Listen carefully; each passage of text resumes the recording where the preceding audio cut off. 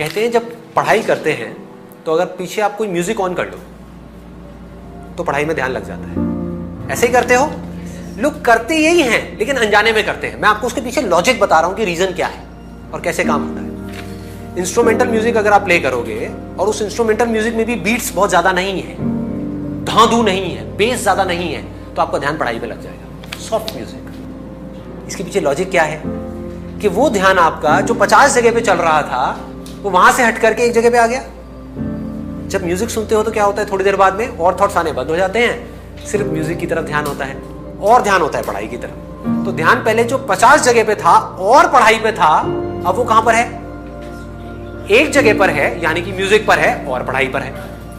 2 जगह पर आ गया। तो अगर ध्यान 2 जगह पर होगा उस ध्यान की पावर ज्यादा होगी, या ध्यान 100 जगह पर होगा उसकी ज्यादा होगी? 2 जगह पर होगा। अब इस साउंड में देखो क्या होता है। इसमें तो ना कोई बीट्स है, ना कोई लिरिक्स है, कुछ भी नहीं है। जब आप बैठोगे पढ़ने के लिए तो क्या होगा? आपका ध्यान पहले तो हर जगह से हट करके इसकी तरफ आ जाएगा। होता है ऐसा? कभी भी नोट करना। आराम से रिलैक्स होकर के बैठो पढ़ने से पहले, इस साउंड की तरफ अपने ध्यान को ले जाओ तो आपका क्या होगा? माइंड थॉट से हट गया, फीलिंग से हट गया, हर जगह से हट गया, साउंड पे आ गया, अब पढ़ने लग जाओ। तो ये साउंड आपका ध्यान पढ़ाई में लगा देगी। वन पॉइंटेडनेस, ध्यान। व्हाट डज ध्यान मीन? कंसंट्रेशन, अटेंशन, जब वन पॉइंटेड हो जाए। हमारा ध्यान अभी कैसा है? भटकी हुई है ना। बिना इस साउंड के हमारा ध्यान कैसा है? समझने की कोशिश करो। क्या होता है? कभी बाहर से कोई साउंड आ गई, कभी कुछ दिख गया, कभी कुछ याद आ गया, कभी ये याद आ गया कि अब ये करना है, ये हुआ था।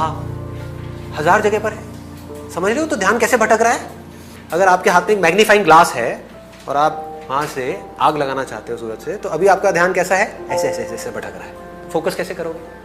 कभी यहां चला गया, कभी वहां चला गया। जहां आपका मैग्नीफाइंग ग्लास जाता है, यानी कि आपका ध्यान जाता है, वही चीज आपको दिखने लग जाती है। तो एक जगह पर टिक नहीं रहा ना। इससे क्या हुआ? एक जगह पर आ गया। इस इनर साउंड से क्या होता है? ध्यान एक जगह पर टिक जाता है। And it is a very very high state. Reason being, अगर आपको इंस्ट्रूमेंटल म्यूजिक सुन रहे हो तो वहां फिर भी कोई फीलिंग है, कोई इमोशन है। आप समझ रहे हो? कुछ ना कुछ है जो आपको डिस्ट्रैक्ट कर सकता है। ये बिल्कुल ही खाली है, जिसको बुद्धिज्म में एम्प्टीनेस बोलते हैं, शून्यता, जीरो। बिना जीरो के मैथमेटिक्स क्या है? जीरो ही है। तो जब तक हमारी लाइफ में ये नहीं है तब तक सब भटका हुआ है। ये आते ही सब कुछ सिमट गया, एक जगह पर आ गया। कंसंट्रेशन पावर साइंटिफिकली कैसे बढ़ेगी इससे? क्योंकि ये एक ऐसी साउंड है जिससे रिलेटेड आप चाहो भी तो आप कुछ सोच नहीं सकते। एक इंस्ट्रूमेंटल सॉन्ग है, यहां आकर के माइंड मर जाता है। फिर जैसे ही माइंड को एक गोल मिलता है तो माइंड अपनी पूरी एनर्जी उस गोल की तरफ लगा देता है।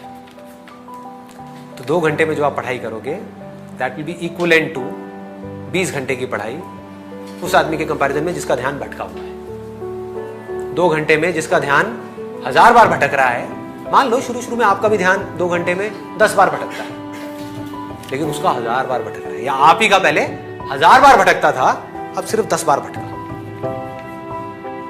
जैसे ही भटका, पढ़ाई से ध्यान को हटाया, ध्यान को ले गए साउंड की तरफ, पढ़ाई को छोड़ दिया 5 मिनट के लिए, फिर से एनर्जाइज हो गए। ये आपको एनर्जाइज कर देती है, कभी नोट किया है? एनर्जी से भर देगी, because this is the source of energy. तो यहां से आप एनर्जी से भर गए, भरते गए भरते गए भरते गए, फिर आधा घंटा पढ़ाई करी, ब्रेक लिया, थोड़ी देर इसको सुना, फिर पढ़ाई करी, बढ़ गई कंसंट्रेशन पावर।